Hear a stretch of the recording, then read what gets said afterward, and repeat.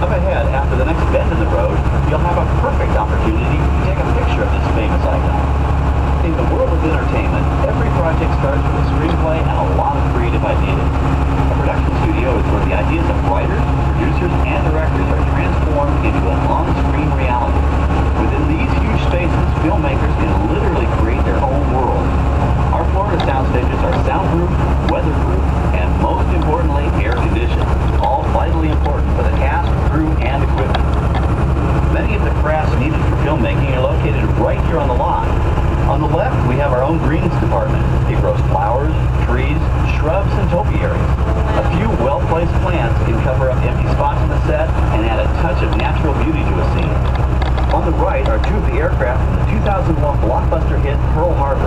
These exact full-scale replicas of P-40 fighters were used in the special effect fight sequences.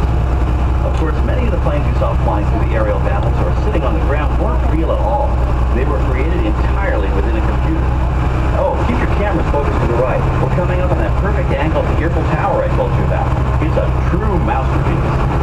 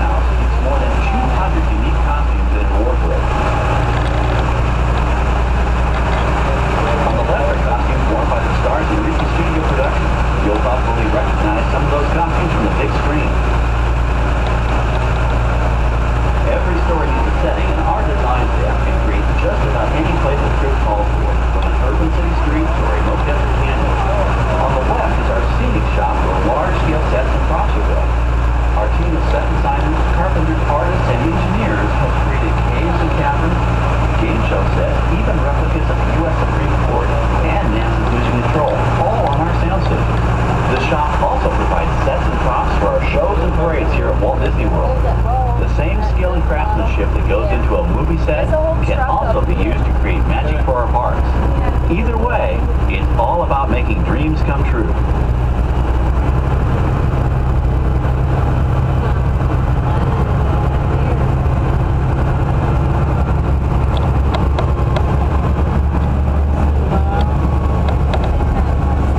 We're entering a zone we call the boneyard. It's an outdoor storage area for oversized props and vehicles. Cars, trucks, boats, planes. We often save these props in case we need them for future productions. In this backlot collection, you'll typically find real working vehicles, non-working mock-ups, and even large-scale miniatures used in special effects shots. For example, that jet plane is from the 2005 action thriller Flight Plan. Large-scale models such as this one create a more convincing illusion on camera. To add to the illusion, the team even placed small cutouts of passengers in the windows.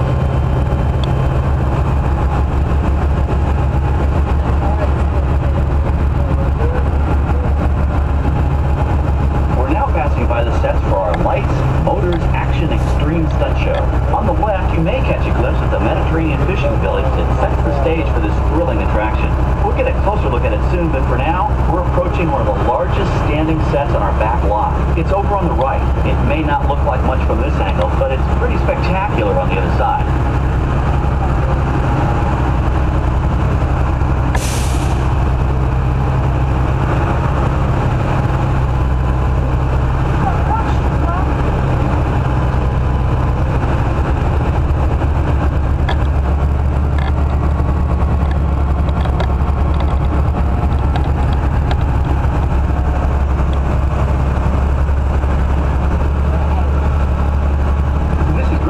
The production crew is just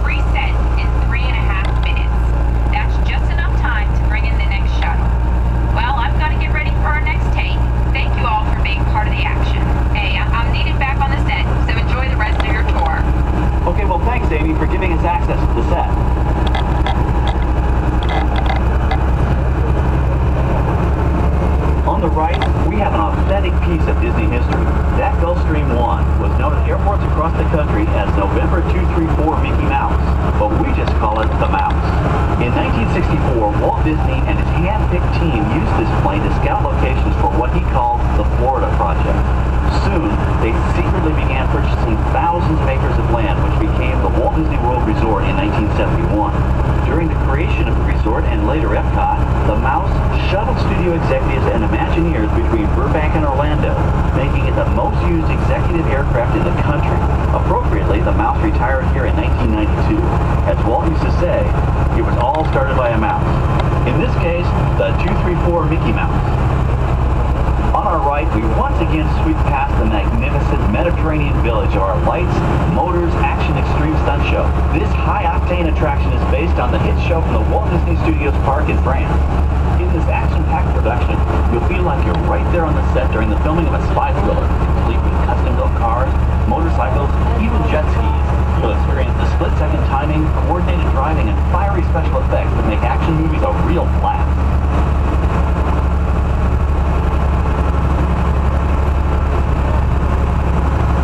Area to our right is known as Acceleration Alley.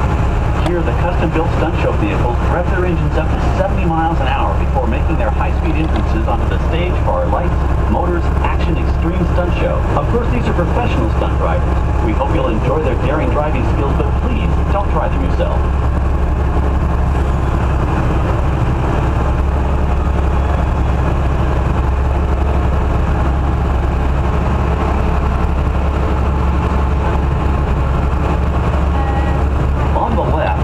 Our second boneyard with more historic props and vehicles. When we reuse older props in a new production, they're often refitted with custom parts and given a whole new color scheme. You might not even recognize them the next time you see them on screen. For instance, coming up is our friend Herbie the Love Bug. He went through a special demolition derby makeover. Those dents and dings were added on purpose, but he can be polished up as good as new for his next starring role.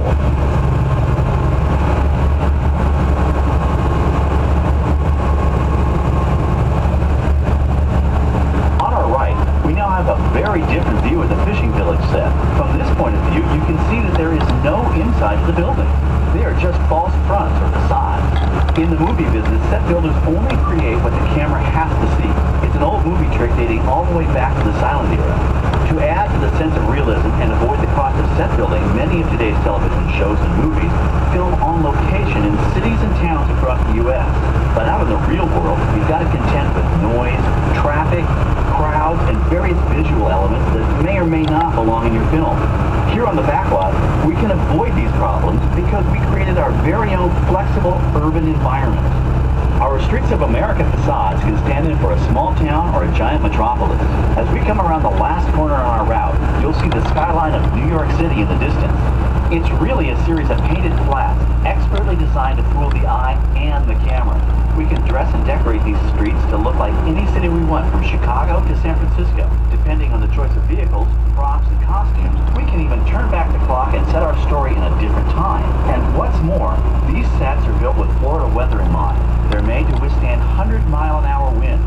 You're welcome to visit our Streets of America anytime during your visit today and get an up-close look. We've just about reached the end of our tour. Our final stop is the American Film Institute Showcase, where you can see the actual costumes and movie props used in some of Hollywood's most famous films. There are some pretty amazing items in there, so feel free to take all the time you like. Please stay seated until our tram comes to a complete stop and check around you for any personal items that may have fallen during our trip. Well, as they say in Hollywood, that's a wrap. Thanks for joining our backlot tour, and we hope you'll come back to visit us again soon.